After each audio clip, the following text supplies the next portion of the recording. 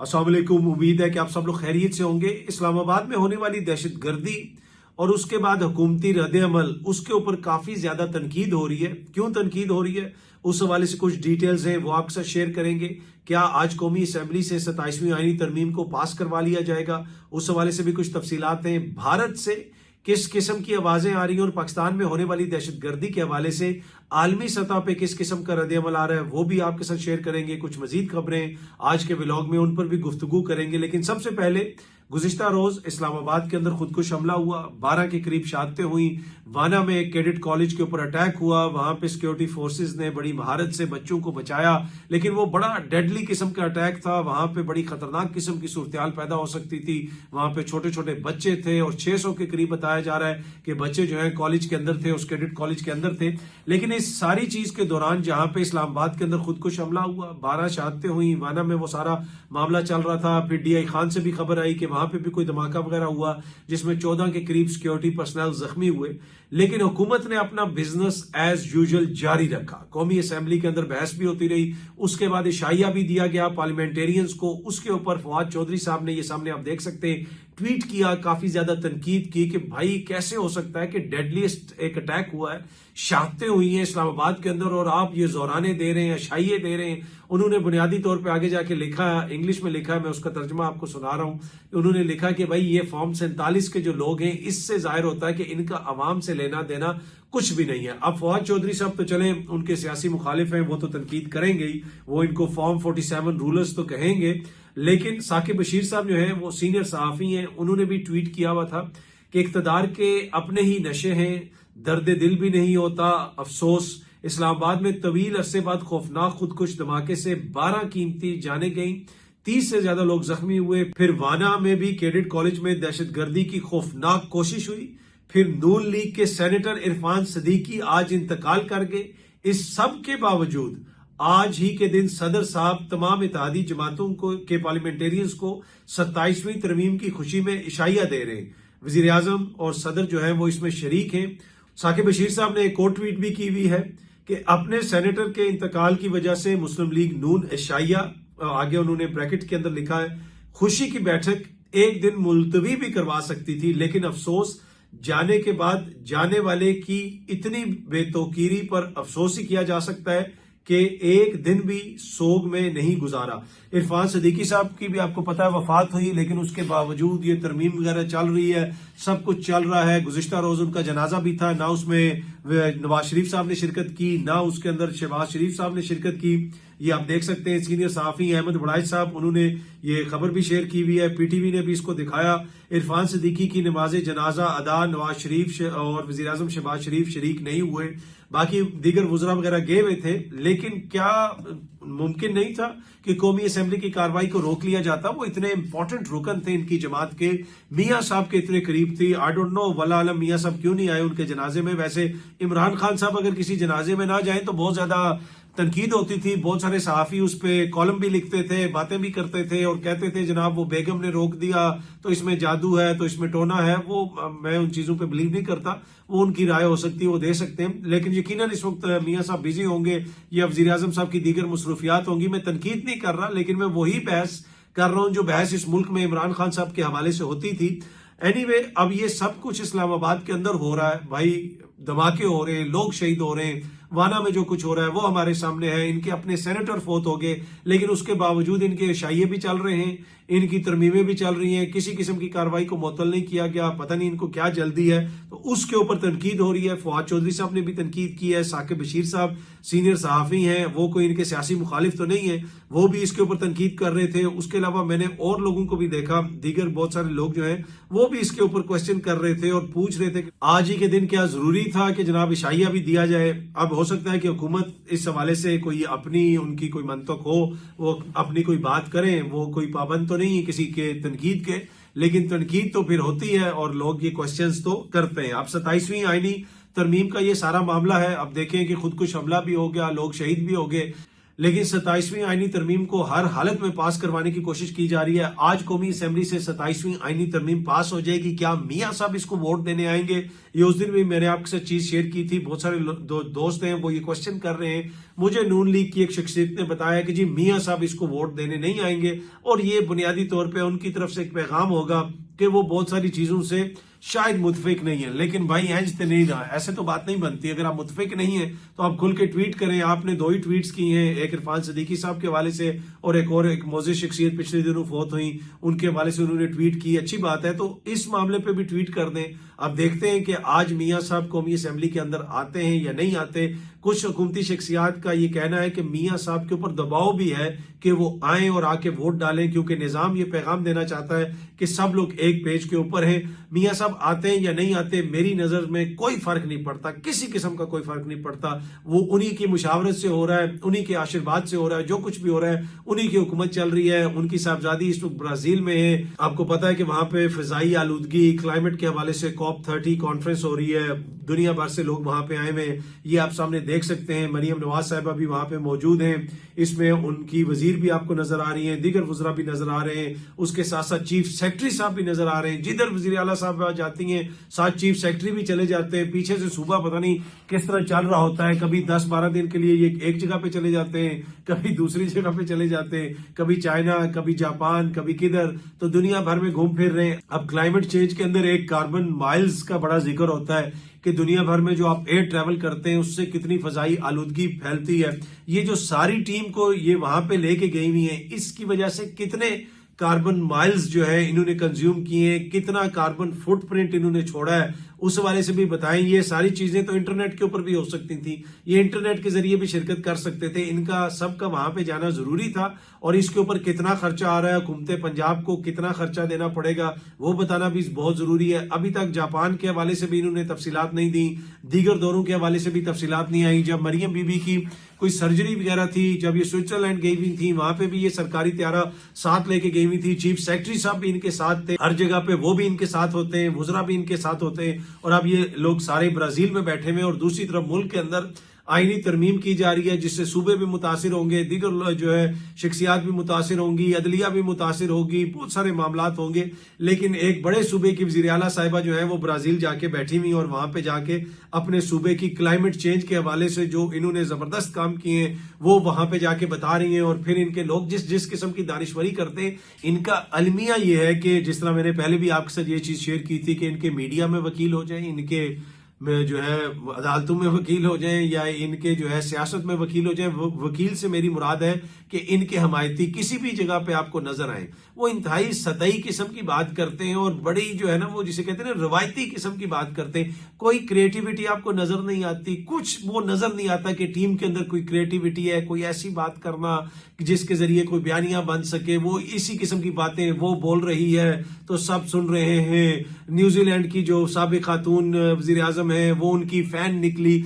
ये वो इंतहाई आमियाना किस्म के वो जो है ना डायलॉग और उस किस्म की बातें, तो उससे आगे कोई चीज इनको मिलती नहीं है।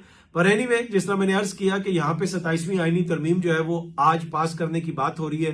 क्या मियां साहब आएंगे? मुझे नहीं लगता कि मियां साहब आज पार्लियामेंट में आए, लेकिन कुछ लोग ये कह रहे हैं कि उनके ऊपर दबाव है और हो सकता है वो आए। पर जिस तरह मैंने पहले भी अर्ज किया, ये मैटर नहीं करता है। ये मियां साहब का ही आईनी और जमहूरी ख्वाब है, जिसकी ताबीर पहले 26वीं तरमीम की शक्ल में और अब 27वीं तरमीम की शक्ल में करने की कोशिश की जा रही है। और ये 27वीं तरमीम इन्हीं की सियासी ख्वाहिशात का नतीजा है, क्योंकि इनको पता है कि इससे सियासी तौर पे इनको फायदा होगा। और अगर इमरान खान साहब का हमने मुकाबला करना है तो ये सारी चीजें हमें करनी पड़ेंगी, उनको पता है, और इसी वजह से फिर ये सब लोग मिलके ये कर रहे हैं। लेकिन तनकीद इनके ऊपर यही हो रही है कि मुल्क में लोग मर रहे हैं, शहादतें हो रही हैं, ये सूरत हाल है, लेकिन इनके खाने भी चल रहे हैं, इनके इजलास भी चल रहे हैं, इनकी मीटिंग्स भी चल रही हैं। इनको इतना भी महसूस नहीं हुआ कि इस्लामाबाद में इतना बड़ा खुदकुश हमला हो गया, भाई थोड़ी देर के लिए हम इस सारे अमल को रोक दें, उसके ऊपर तवज्जो दें। नहीं भाई, इन्होंने बस वो सारा मामला उसी तरह जारी रखा। इनके एक सेनेटर भी फौत हो गए, उसके ऊपर भी बहुत ज्यादा तनकीद हो रही है कि भाई उनकी वफात के ऊपर भी इनको मामलात को रोकना चाहिए था। बाकी सेनेटर इरफान सदीकी साहब के जाने के बाद उनकी जात के हवाले से भी कुछ लोग सोशल मीडिया पे तनकीद कर रहे हैं। मैं जाती तौर पे समझता हूं, मैं तो जो लोग जिंदा होते हैं उनके ऊपर भी ज्यादा उस तरह तनकीद नहीं करता। जो फौत हो गए लोग यही कहते हैं कि जी उनके ऊपर तनकीद नहीं करनी चाहिए। लेकिन आपने देखा है कि हिस्ट्री के अंदर बहुत सारे ऐसे लोग गुजरे हैं जो अब इस दुनिया में नहीं है, उनका जो किरदार है वो डिस्कस होता रहता है, चाहे वो कोई माजी का कोई डिक्टेटर हो, चाहे वो तारीख की कोई शख्सियत हो, तो लोगों का जो भी इस दुनिया के अंदर किरदार होता है वो डिस्कस होगा। ये नहीं हो सकता कि लोगों के जाने के बाद वो किरदार डिस्कस नहीं होगा। मेरा जो किरदार है, अगर मैं रोज आके 10-12 हजार बंदों से बात करता हूं, वो मेरी वीडियो देखते हैं, या 5-6 लाख बंदा जो है ट्विटर पे मेरी कोई चीज हफ्ते भर में देख लेता है, तो फिर ये नहीं मैं एक्सपेक्ट कर सकता कि कल मेरे जाने के बाद मेरा किरदार डिस्कस नहीं होगा। तो जिसका जो भी किरदार है वो डिस्कस होता है, जिसका हर कोई अपनी अपनी निगाह से उसको देखता है, कोई तारीफ करता है, कोई तनकीद करता है, तो ये राइट तो आप लोगों से नहीं ले सकते। बाकी सर्टन नॉर्म्स होते हैं, सर्टन इखलाकियात होती है, उनका जरूर जिक्र किया जाता है कि बंदे को उसका ख्याल रखना चाहिए। कोई जिंदा भी हो तब भी तनकीद वही होनी चाहिए जो मुनासिब है, और अगर कोई इस दुनिया से चला भी जाए तब भी अगर आप कोई बात करें तो उस इखलाकियात का तकाजा है कि सर्टन प्रिंसिपल्स को, सर्टन जो चीजें हैं उनका ख्याल रखा जाए। अच्छा जी, इस्लामाबाद में होने वाले बम धमाके के ऊपर इन्होंने तो अपना काम नहीं रोका, हुकूमत वालों ने, इनके शाये भी चल रहे हैं, लेकिन आलमी सतह के ऊपर काफी ज्यादा रिस्पांस आया। हमने देखा कि अमेरिकन एम्बेसी ने भी उसके ऊपर ट्वीट की, उसकी मजम्मत की, ईयू ने भी उसके ऊपर ट्वीट की, ऑस्ट्रेलियन एम्बेसी ने भी उसके ऊपर ट्वीट की, बरतानिया ने भी उसके ऊपर बात की। दुनिया भर से ये रिस्पॉन्स आ रहा है जो पाकिस्तान के अंदर दहशत गर्दी हो रही है, जिसके अंदर आपको भारत का फुटप्रिंट नजर आता है, जिसके अंदर अफगानिस्तान की सरजमीन इस्तेमाल हो रही है। पाकिस्तान बार बार इसका जिक्र कर रहा है। अब आलमी सतह के ऊपर जिस तरीके से पाकिस्तान के अंदर होने वाली दहशतगर्दी के ऊपर तनकीद की गई, उसकी मजम्मत की गई, भारत में उसकी बड़ी तकलीफ हुई, ये सामने आप देख सकते हैं। अमेरिकन एम्बेसी ने जो ट्वीट किया हुआ था पाकिस्तान में बम ब्लास्ट के हवाले से, खुदकुश हमले के हवाले से, उसको मैंने भी रीट्वीट किया, ऑस्ट्रेलियन एम्बेसी ने किया था, उसको भी मैंने रीट्वीट किया, ईयू ने किया था, उसको भी मैंने रीट्वीट किया। दुनिया भर को हमने दिखाना था भाई कि हम दहशतगर्दी का शिकार हैं। आप हम पे दहशतगर्दी के हवाले से इल्जामात लगाते हैं, भारत झूठे इल्जाम हम पे लगाता है, लेकिन दुनिया ये समझे, ये देखे कि पाकिस्तान विक्टिम है, पाकिस्तान की अवाम विक्टिम है, पाकिस्तान की अवाम यहाँ पे शहादतें दे रही है, हमारे जवान शहादतें दे रहे हैं, अफसरान शहादतें दे रहे हैं, पुलिस वाले शहादतें दे रहे हैं, आम सिविलियंस मुतासिर हो रहे हैं। यहाँ पे हमने बहुत बड़ी बड़ी कुर्बानियां दी हैं, तो ऐसे आप पूरी कौम के ऊपर इल्जाम ना लगा दिया करें। एनीवे, अब दुनिया उसके ऊपर रिस्पॉन्स दे रही है, दुनिया ने इसकी मजम्मत की, लेकिन भारत में इसकी बहुत ज्यादा तकलीफ हुई। उनके एक चैनल के एडिटर हैं आदित्य राज कौल साहब, ये मोदी साहब के मुझे काफी बड़े सपोर्टर लगते हैं और गोदी मीडिया के रूए रवा हैं ये।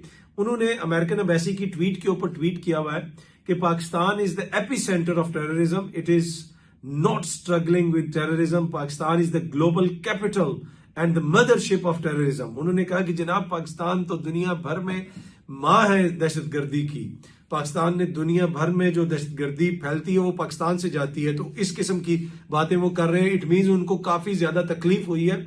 दिल्ली में जो धमाका हुआ, हमें उसका अफसोस है, पाकिस्तान ने कभी भी खुशी नहीं मनाई कि भाई कहीं पे भी कीमती जानों का ज़िया हो, लेकिन जिस तरीके से यहाँ पे शहादतें हुई हैं, जैसे लोगों को टारगेट किया गया है, तो दुनिया के सामने है, दुनिया उसकी मजम्मत कर रही है। लेकिन हालत ये है कि आप इस माइंड सेट को देखें, दिल्ली में लोगों की कीमती जानों का ज़िया हुआ, कीमती जाने गई, मैं उसकी मजम्मत करता हूं, मैं सहाफ़ी हूं, मैंने कल भी कहा कि ऐसा नहीं होना चाहिए, उसकी मैंने मजम्मत की, इज़हार अफसोस किया। ये ज़रूर है कि हम उनकी हुकूमत का जो सियासी नैरेटिव है उसको चैलेंज करते हैं, उसको क्वेश्चन करते हैं कि वो सियासी तौर पे उससे फ़ायदा उठाना चाहते हैं, लेकिन हम कभी ये नहीं कहते कि भाई जो है वो भारत के अंदर ये जो हुआ है धमाका और वहां पे जो है आम सिविलियंस मारे गए तो उसकी कोई मजम्मत ना करे, आप उसकी मजम्मत क्यों कर रहे हैं। तो इनको ये देखें कि हमारी यहाँ पे कचहरी पे इस्लामाबाद के अंदर हमला हुआ, 12 आम पाकिस्तानी बेचारे शहीद हुए, उसकी मजम्मत की गई अमेरिका की जानिब से, दीगर एम्बेसीज की जानिब से, तो भारतीय मीडिया को उसके ऊपर भी तकलीफ होगी। वो ये कह रहे हैं कि भाई आप क्यों मजम्मत कर रहे हैं पाकिस्तान में होने वाले दहशतगर्दी के वाकये में। देखें, इनके यहाँ पहलगाम अटैक हुआ था, ना इन्होंने कोई सबूत दिया,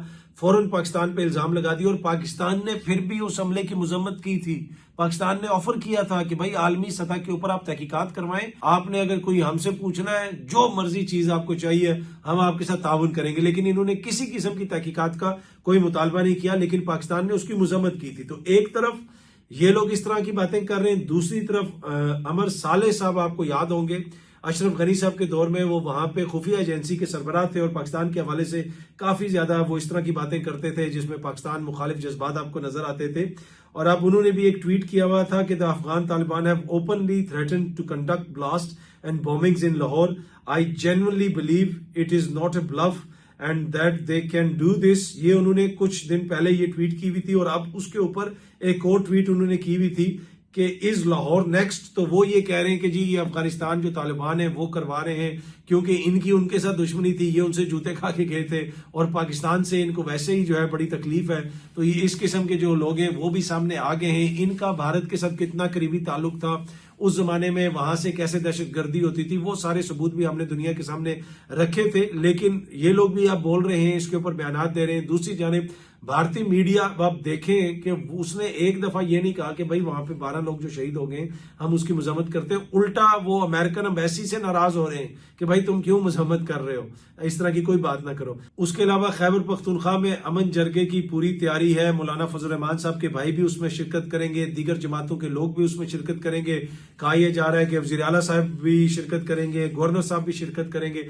मैंने गुज़िश्ता रोज जो अपना व्लॉग बनाया था, मैंने उसके अंदर आपको बताया था कि जो सोहेल आफरीदी कर रहा है वो एक क्लासिक पॉलिटिकल वर्कर जिस तरह काम करता है वो उस तरह काम कर रहा है। ऐसी पॉलिटिक्स जो है, ऐसी मैच्योर पॉलिटिक्स जो है वो एक ऐसा वर्कर ही कर सकता है जो ग्राउंड लेवल से उठ के आया हो, जैसे वो सबको लेके साथ चल रहा है। जिन लोगों ने इनका मैंडेट छीना, इनकी मखसूस सीटों के ऊपर अपनी ख्वातीन को लाके वहां पे बैठा दिया, अपने लोगों को वहां पे बैठा दिया, वो उनको भी साथ लेके चल रहा है, उनको भी बुला रहा है, उनसे भी मीटिंग कर रहा है। दूसरी तरफ जो है वफाक के अंदर क्या सिचुएशन है कि स्पीकर साहब जो है वो अभी तक उन्होंने कायदे हिज़्ब इख्तिलाफ का नोटिफिकेशन नहीं निकाला।